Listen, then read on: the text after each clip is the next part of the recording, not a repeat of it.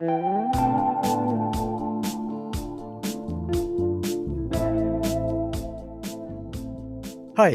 I'm Greg Lefebvre, the host and creator of the Compulsive Storyteller podcast.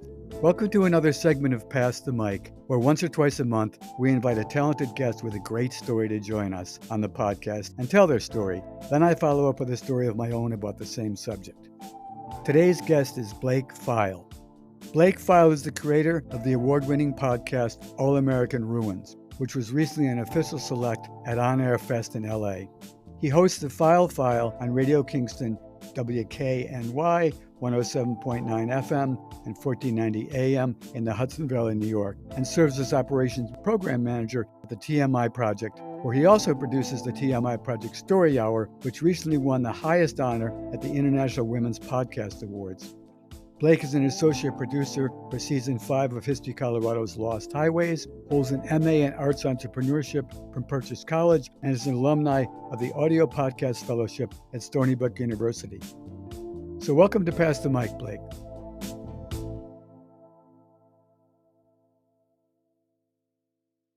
Thanks, Greg. So good to be here.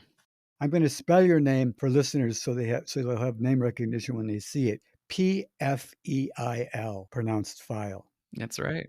Good. So you're going to start out with a story about a run-in with a nasty caretaker in an abandoned Jewish summer camp, and then I'll tell my story about a caretaker as well. So I guess we're ready. You're on.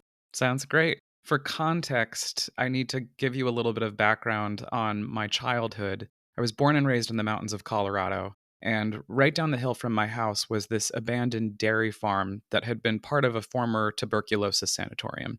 And when I was a kid, my dad took us there, and I fell instantly in love with it. And I had figured out a way to break into the farmhouse. And when I did, I was immediately thrust into sort of another world. And there was this feeling that I had been there before. And I frequented those ruins until they were ultimately demolished in the early 90s. So fast forward to 2020 when the global pandemic sort of officially begins.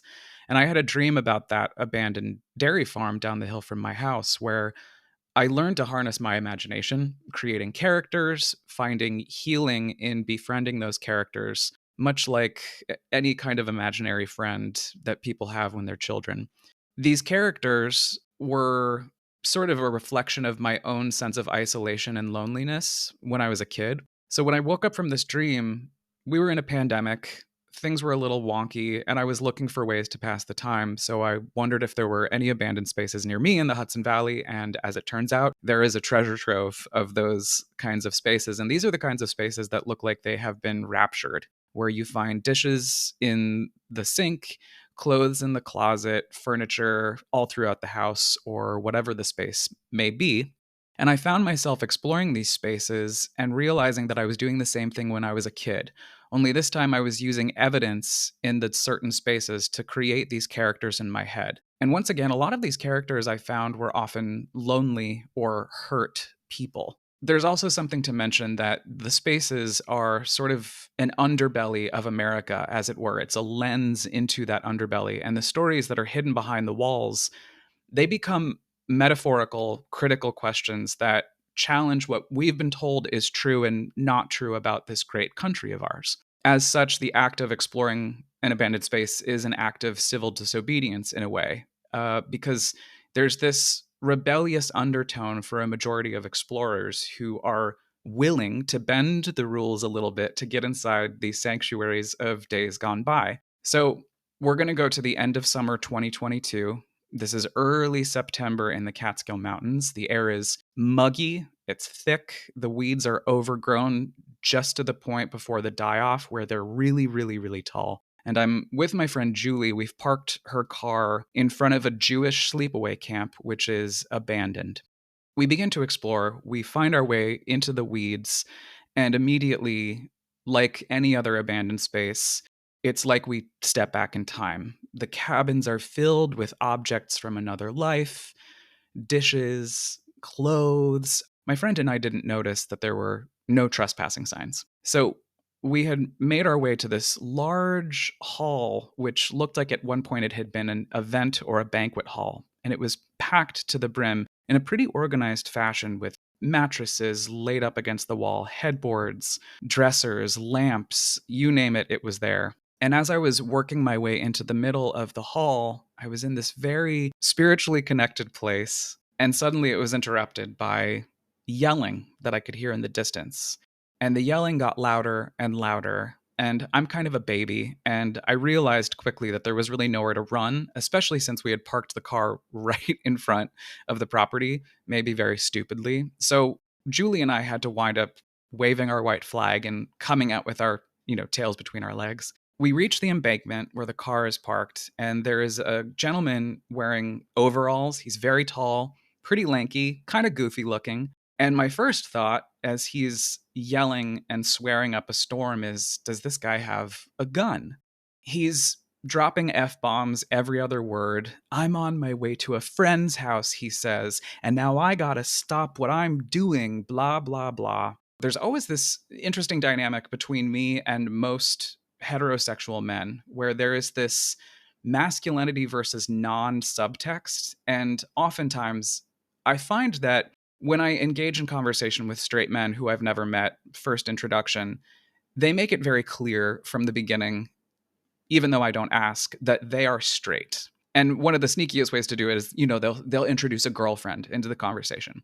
So keeping this in mind, in the middle of this man's tirade, out of nowhere, he blurts out, and I'm going to quote exactly because I actually have tape of this. And I don't know who he is to you, boyfriend, friend, whatever the F he is to you, that shit's none of my business.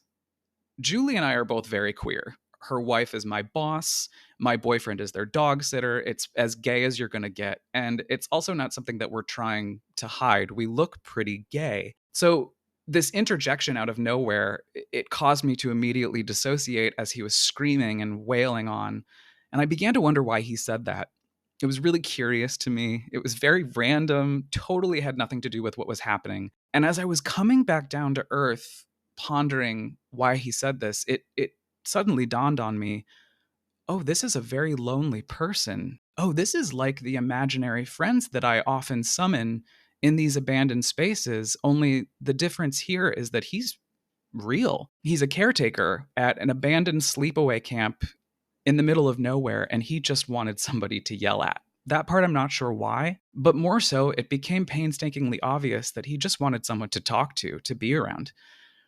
And at first, I didn't even go into that thinking because I just wanted to get away from him. So we got in the car and he followed us. And he followed us for a good 3 miles. And after those 3 miles, I thought to myself, nah, this isn't going to work for me. So the next gas station that we passed, I pulled off.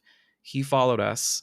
And the second I got out of my car, he walked right up to me and I was ready for an actual fight to be like, look, man, we got off. Thank you for not calling the cops, but the moment's over. Mm-hmm. And instead of receiving more of a tirade, he started to kind of apologize in a way. The first thing he said to me was, hey, you know why I had to talk to you like that, right? You understand, right?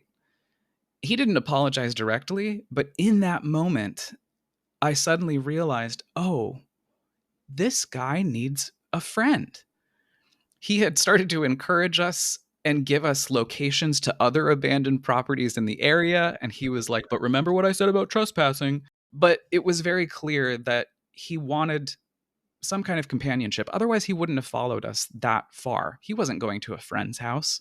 And I learned something about grace that day. And it's one of the reasons that the word grace is actually tattooed on the back of my neck. And I should say, before we wrap this story up, we were lucky that day. We were lucky that he didn't have a weapon, that he didn't weaponize the cops the way that people often do when it comes to territory in this particular country. There's a level of privilege that goes with exploring abandoned spaces that should be noted, because I don't think it's something that people think about when they're talking about this hobby of urban exploration, as it's called. But what I learned about grace in that moment was we don't know what's happening with people until we let them show us. Here's a guy who lives in the middle of nowhere, and he's lonely, and he's afraid, and he's confused about a lot of things, just like I am. Well, a fascinating story. I had read your story, but hearing you tell it with all the asides you came up with made it much more coherent, but much more fleshed out. So, good story. Thank you. So I have a caretaker story as well. I lived near the largest cemetery in Utica, New York, and my best friend was named Larry, and he and I had repeated run-ins with the caretaker of the cemetery, whose name was Mr. Clark. It was a 135-acre cemetery, and it was on the side of a long hill that went from the top of my street up to quite a tall hilltop. And at the hilltop, it joined a nature preserve, and there was a ski hill that came up there. Yeah, so they all came together at the top, and nestled on the way up the long hill were, well, many, many sections of graves, including like Civil War graves. It was a very old cemetery. And, as bad boys, we would run on top of those, jump from one to the next. And when they fell over, it was, tough luck. So we were not courteous guests. And there were 3 very different kinds of ponds. And for kids, this was like, particularly in the summertime, but on weekends, it was a glorious place to spend time. Except there was, Mr. Clark. The place itself had a old neo-Gothic arched when you let into it, which was fabulous. Then they had a greenhouse with tropical vegetation where they held funerals. There was a waterfall in the greenhouse. Then it had a crematorium, which we were fascinated by. And then there were various mausoleums and graves that we usually visited on our trips. So anyway, the thing about Mr. Clark was he seemed to spend most of his time cruising around the cemetery in his green Chrysler car looking for us. And it just never stopped. One of the things we did was in the wintertime, the public ski hill was open at night, and we could take the last run up the ski hill and then get off at the top and then ski down through the cemetery, and we had old wooden skis, no metal edges. They had the rubber bindings. They were just completely treacherous. And skiing between stones, large gravestones, was very treacherous too. So one night, Larry, he clipped a gravestone, then ended up diving headlong into an ice pile, and then knocked himself out. And then I had to decide, do I go? He was completely out. Do I go for help? But I instead took some snow and put it on his face. And then I slapped him a couple of times, and he came out of it. That's when he retired from skiing. So on another occasion, I had a girlfriend, Karen Soboleski. Karen was a real cutie. She lived a couple of blocks from my house. And I coaxed her into one night. We took the ski hill toe up, and we then skied leisurely down through the gravestones. And she had nice equipment. And I had kind of mastered the art of gravestone skiing by then. So we skied all the way to the bottom, and then we entered the greenhouse. In the greenhouse, we hid our skis behind some planters, and then we crawled underneath the waterfall, which was a very cozy little place, and we started to make out. And it was just wonderful smell of flowers and the gurgling of the falls, and it was like perfection. And we sort of got lost in kissing, and all of a sudden we hear a door, and there's Mr. Clark. And he's got a flashlight, and he systematically searches the whole place, but doesn't look underneath the falls. And then he goes, "I know you're in here. Come out now." A little bit like your guy. I think Karen was going to say something, and so I had to put my hand over Karen's mouth because I knew he wasn't going to find us. So I covered her mouth. He went around, yelled a few more times, and then left. And then we waited for quite a while before we had the courage to leave. And that was my last date with Karen.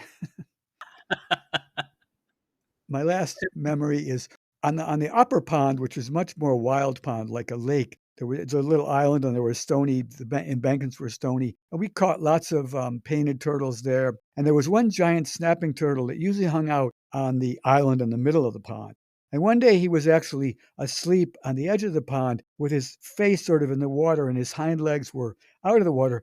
So we grabbed both his hind legs, pulled him backwards. So we pulled him out of the pond, and then he wrenched free, and then Larry sort of stuck the toe of his sneaker out to nudge him to keep him back, and he just clamped onto Larry's toe, full bite. And Larry was like, "Ah!" Screaming and screaming, and he really held on, and he would not let go. So just then, as luck would have it, Mr. Clark comes by. He was very concerned, and not angry with us, and very concerned for Larry's situation. So we loaded the turtle, Larry, in the back seat of his car. I sat in the front seat of his car, and he took us to the hospital and was a total gentleman about the whole expedition. So that's my caretaker stories. That was excellent. It was really a pleasure hearing your story and hearing kind of much more about your life within the story. And I hope you enjoyed mine. Thanks so much for having me, Greg. Nice to meet you. Okay, my pleasure. Arrivederci. Are you ready to tell your own story on The Compulsive Storyteller? We're launching a new segment of guest storytelling, and we want to hear your stories. Email a voice recording to hello@thecompulsivestoryteller.com. I'll play selected stories on upcoming episodes. Try to be as clear as possible in your recording, and we reserve the right to lightly edit them for length and clarity. Leave your name or contact information in your voicemail or email, and let us know if you'd like the story to be anonymous. I can't wait to hear from you.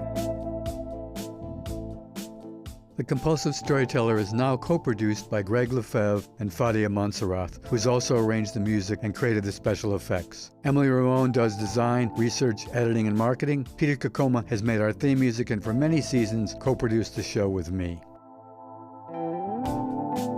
If you enjoyed this week's episode, let us know. You can find us on Instagram and Facebook at The Compulsive Storyteller, and we'd love to hear from you. This podcast is independently produced, so we really appreciate all your help and support. Share the show with your friends, subscribe on Apple, Spotify, or wherever you get your podcasts, and please leave a review. You can also check out our website, thecompulsivestoryteller.com, for more information. Thanks for listening, and if you didn't like this one, the next one will be another story. All characters and events portrayed in this podcast are based on my truth, with some names and facts changed for privacy. The conversations and dialogues are based on my best memory, but are not word-for-word recreations.